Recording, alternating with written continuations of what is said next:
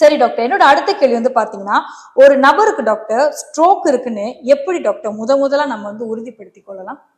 இப்ப சொல்ற போது பி ஃபாஸ்ட்ல ஏதாவது ஒரு சிம்டம் பேலன்ஸ் இல்லாவோ குறைபாடு இருந்தாவோ அல்லது ஒரு கண் பார்வை உடைய மங்களாவோ அல்லது வாய் கோணலாவோ இதுல எதுவா இருந்தாலும் சரி, நீங்க வந்து உடனே ஹாஸ்பிட்டலுக்கு போறது நல்லது. இதுல வந்து ஒரு சில பேருக்கு டிஐஏன்னு சொல்லுவாங்க, டென்ஷன் இஸ்கெமிக் அட்டாக். அதாவது குறுகிய காலத்துக்கு மட்டும்தான் இருக்கும். ஒரு கொஞ்ச நேரத்துக்கு அப்படி வாய் தொங்குற மாதிரி இருக்கும், அப்புறம் நல்லா ஆயிடும். கொஞ்ச நேரத்துக்கு இந்த கண்ணை பார்வை இல்லாம இருக்கிற மாதிரி இருக்கும், அப்புறம் நல்லா ஆயிடும். இது வந்து ஏதோ ஒரு சின்ன கிளாட், அந்த பிளட் வெசல்ல இருக்கக்கூடிய அந்த ஒரு சின்ன ஒரு ரத்த அந்த கட்டி இருக்க அது வந்து அடைச்சு அப்படியே விளைகிறது, கரைஞ்சு போயிருது.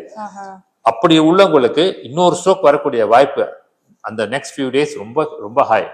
அப்படிங்கும்போது வந்துட்டு போயிட்டா கூட அல்லது இதுல ஏதாவது ஒரு அறிகுறி இருந்தாலும் எவ்வளவு சீக்கிரம் நீங்க ஹாஸ்பிட்டல் கொண்டு போக முடியுமோ உடனே போயிட்டு நாங்க ஸ்ட்ரோக் நாங்க சஸ்பெக்ட் பண்றோம், இந்த அறிகுறி இருக்குது அப்படின்னா அவங்க உடனே என்ன செய்வாங்க, ஒரு ஸ்கேன் எடுத்து பார்ப்பாங்க. அது வந்து முன்னுரிமை. மற்ற கேஸ் எது இருந்தாலும் வெயிட் பண்ணா கூட இதை முதல்ல கொடுத்துருவாங்க. காரணம், இந்த 4 மணி நேரத்துக்குள்ள அந்த மருந்து கொடுக்கணும்.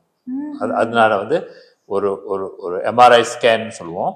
அந்த ஸ்கேன் செஞ்ச பிற்பாடு எதுக்கு செய்யறாங்கன்னு சொன்னா, அது அடப்பா அல்லது வெடிப்பா அந்த ரத்த குழாய் மூளைன்னு பாக்குறதுக்கு. ஆனா வெடிப்பா இருந்தா அந்த மருந்து கொடுக்க முடியாது.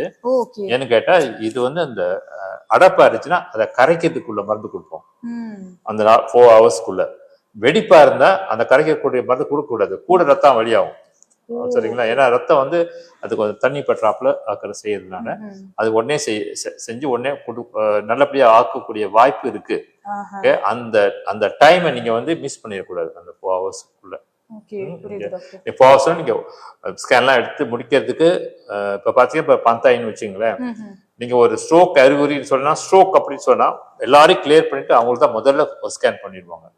அதுவும் அது என்னன்னா ஒரு சில முழு ஸ்கேன் எடுக்க மாட்டாங்க.